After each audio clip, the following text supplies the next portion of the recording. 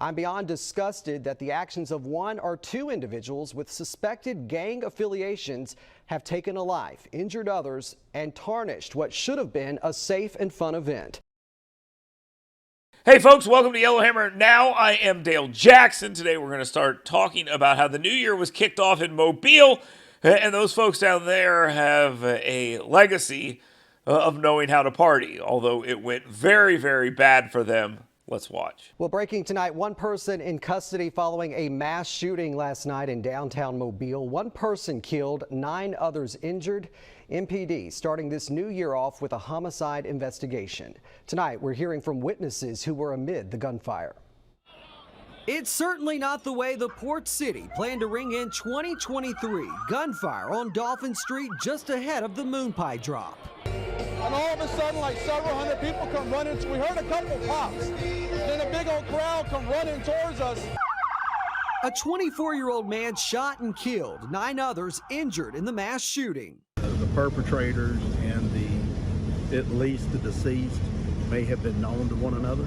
Thousands there to see Third Eye Blind, including former Fox 10 employee Carly Bragg, who, like a lot of people, didn't realize it was gunfire at first. We started hearing a pop, pop, pop sound. I just assumed it was fireworks and somebody was like super close to the street doing it a little early. Seconds later, her boyfriend realizes it was shots fired and pulls her into a nearby corridor to take cover. My boyfriend and my sister's husband, my brother-in-law, and another girl and her boyfriend, they just followed in right behind us into this hiding spot, and they could peek out and see somebody laying on the ground, and so we were like, oh God, what do we do? As we're standing into this corridor, people are running past us and... Homicide investigators eventually taking over. Mobile Police Chief Paul Prine giving this update on scene. Detained several witnesses and we got some really good information, but we also detained several individuals. I'm not sure if they were persons of interest, and so we'll stop short of saying that. This is a fluid situation. It's been contained. But nonetheless, we've got a lot of work cut out for us tonight. Well, we're also hearing from Mayor Sandy Stimpson on last night's shooting. Mayor Stimpson releasing this statement. Like so many others, I'm outraged at the violence that occurred last night in downtown Mobile. I'm beyond disgusted that the actions of one or two individuals with suspected gang affiliations have taken a life, injured others, and tarnished what should have been a safe and fun event.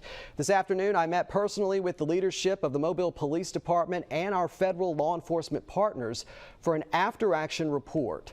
A task force has already been launched dedicated to finding everyone responsible for last night's shooting and holding them accountable. We will use every resource available to MPD and my office, and I have complete confidence that the perpetrators will be brought to justice. The individuals who did this, Mayor Stimpson says there were 2 of them with gang affiliation.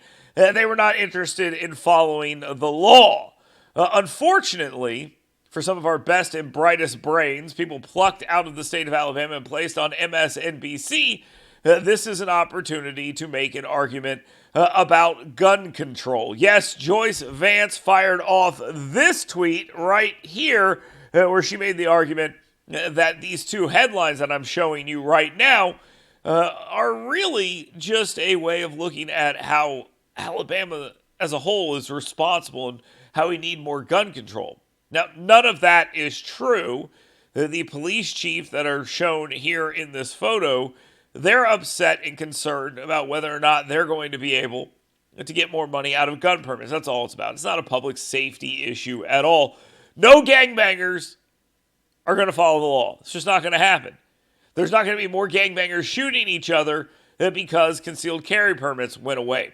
No gangbanger says, I'd go down there and smoke those fools, but I don't have a concealed carry permit, so I'm just going to stay home.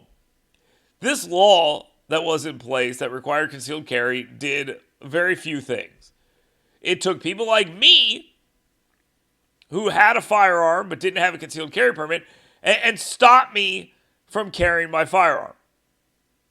Now, I'm not a criminal, so I went and got a concealed carry permit, and now I do carry my firearm most places, including places that have those signs that say, oh, don't bring your firearm here. Stop me. I mean, come on, this is the real world in which we live in. Yeah, but the simple fact here is this.